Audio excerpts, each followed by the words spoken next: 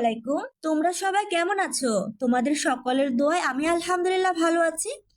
প্রতিদিনের মতো আমি আজকেও ছাদে চলে এসেছি। আর এটা কিন্তু আমার একটা অভ্যাসে পরিণত হয়েছে। আমি প্রতিদিন বিকালবেলা ছাদে এসে কিছুক্ষণ সময় কাটে গাছদের সাথে। তারপরে আমরা ঘরকন্না যারা আছি তাদের মাথায় কিন্তু আরেকটা কথা ঘুরপাক খায়, আজকে বিকালের নাস্তা আমি কি রান্না করব। তো চলুন দেখা যাক আমার ঘরে কি আছে আর আমি কি রেসিপি শেয়ার করি। তো যেহেতু মাসের শেষের দিক, তো দেখা যাক আমার ঘরে কি আছে আর আমি কি রেসিপি শেয়ার করি। ঘরে এসে দেখি মাত্র একটা নুডলস আছে 10 টাকা দামের। তো এখন কি করা যায় ভাবতে ভাবতে আমি নিয়ে নিলাম এর সাথে আলু। তো প্রথমে আমি ভুল করে মিষ্টি আলুটা নিয়ে নিয়েছিলাম, এরপর আমি 2টে আলু নিয়ে নিলাম। তো এই 2টা আলু আর 10 টাকা দামের একটা নুডলস দিয়ে আমি রেসিপি শেয়ার করব। এর সাথে লাগছে কাঁচামরিচ, টমেটো, পেঁয়াজ, ডিম আর আলু। আর আলুটা আমি ছিলে নিয়েছি ভালো করে, এখন গ্রেটার দিয়ে আমি গ্রেট করে নেব ভালো করে, যাতে খেতে ভালো লাগে। এরপর আমি একটা কড়াই বসিয়ে দিয়েছি, এর মধ্যে আমি তেল দিয়ে দিয়েছি, এরপরে পেঁয়াজটা দিয়ে দিলাম আর কাঁচামরিচগুলো দিয়ে দিব। এখন ভালো করে নাড়াচাড়া করে নিব আর হালকা ভেজে নিব। আর হালকা ভাজা হওয়ার পর আমি টমেটো দিয়ে দিব আর নাড়াচাড়া করে ভালো করে, এরপর আমি ঢাকনা দিয়ে ঢেকে দিব যাতে টমেটোটা সিদ্ধ হয়ে যায়।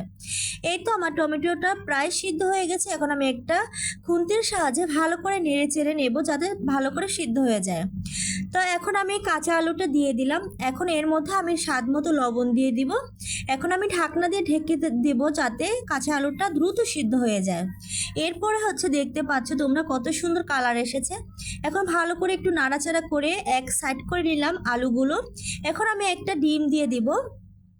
ডিমটা ভালো করে খুন্তি দিয়ে নাড়াচাড়া করে আর আলুর সাথে আমি মিক্স করে নেব।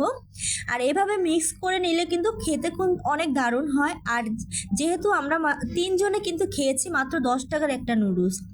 এরপর আমি পানি দিয়ে দিলাম, পরিমাণ মতো পানি দিয়ে দিলাম। আর আমি কিন্তু নুডলসটা একটু ভেজে টাইপের রাখবো, এজন্য আমি একটু বেশি পানি দিয়েছি। এখন নুডলস দেওয়ার পালা।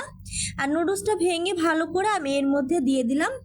এখন খুন্তি দিয়ে একটু ভালো করে নাড়াচাড়া করে আমি ঢেকে দিব যাতে তাড়াতাড়ি সিদ্ধ হয়ে যায়। আর এই পর্যায়ে আমি দিয়ে দিব একটা ম্যাগি মশলা আর নুডলসের সাথে থাকা মশলাগুলো।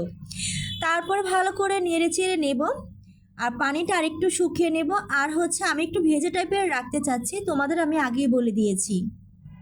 তো এভাবে কিন্তু খেতে খুব ভালো লাগে, নুডলস ঝরঝরে একসাথ আর এভাবেই একসাথ। তো তৈরি হয়ে গেল আমার লোভনীয় মজাদার নুডলস রেসিপিটা। তো কেমন লাগলো বন্ধুরা আমার ভিডিওটি? অবশ্যই লাইক দিবেন, কমেন্ট করবেন।